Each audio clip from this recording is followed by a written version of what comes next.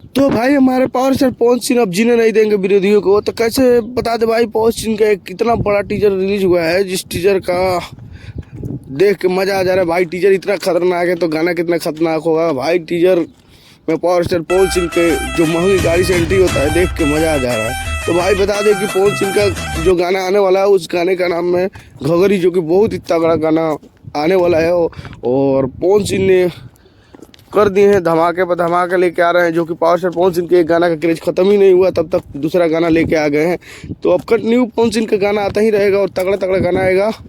तो जितने विरोधी हैं उन लोगों का पसीना छूट गया भाई। पवन सिंह के बहुत सारे यूट्यूबर हैं जो कि चैलेंज कर रहे थे और खोद रहे थे, जो कि बहुत बड़े बड़े स्टार भी हैं जो कि खोद रहे थे। तो उनका हो गया है काम तमाम भाई, परेशान हो गए हैं और सदमे में है कि पावर स्टार पवन सिंह का एक गाना का तो झेल नहीं पा रहे हैं, जो कि दिलवाले जा रुमाल में भाई ट्रेंडिंग कर रहा है इंस्टाग्राम पे। तब तक पवन सिंह ने एक दूसरा गाना डाल दिए हैं अपने। तो कैसा लगा अपडेट आप लोग कमेंट कीजिए, तो चैनल को सब्सक्राइब कीजिए। मिलते हैं नेक्स्ट अपडेट।